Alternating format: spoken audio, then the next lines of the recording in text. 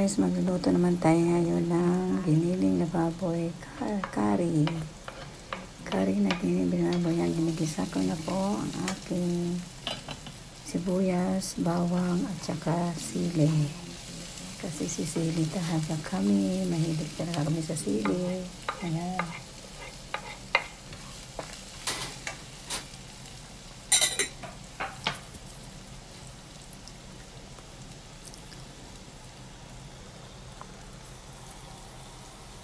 Ayan, nagisa-gisa lang po.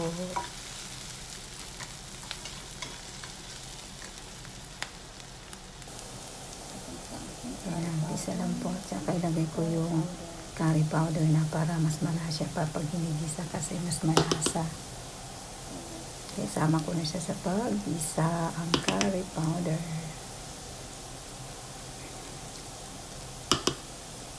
Medyo tulog ang aking curry powder kasi maginaw dito. Kaya hirap siyang itaktak.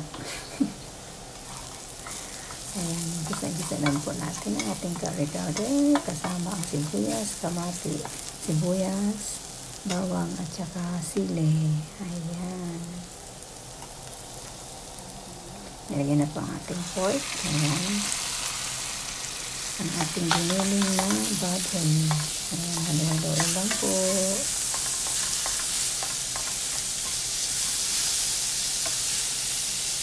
Ayan, para lumasa yung curry doon. Ayan, bisa-bisa lang. Ayan. Ilagyan na po natin ang ating chicken powder. At saka ating turmeric. Aking cumin. Next is paminta. Ayan, paminta. Next is ang aking paprika. Ayan. May paprika. Mga tulog ang aking mga condiments. Kasi malamig ang panahon kaya mga tulog. Ayan, halo-haloin lang po. Para mag-cooperate yung lasa nila sa giniling. Ayan. Sinagay na po natin ang aking patatas. Pinrito ko po muna yung patatas para hindi siya madurog.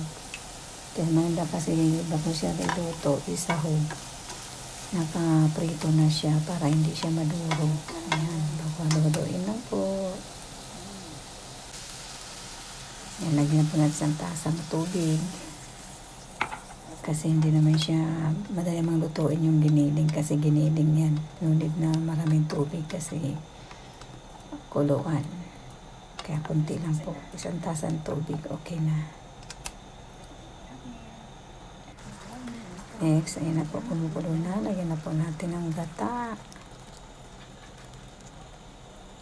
Ayan, kalahati lang muna. Huwag natin haluin. Ayan. Tapos, ibuhos na po natin ang ating isang lata. Yung kalahating natira. Ayan.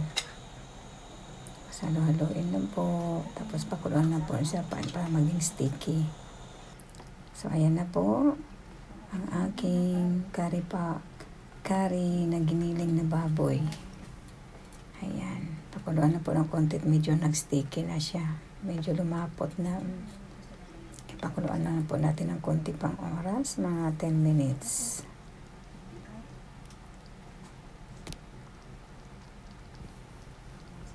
So, ayan na po. Luto na ang ating curry. Ayan po ang aking curry. Salamat. Thanks for watching.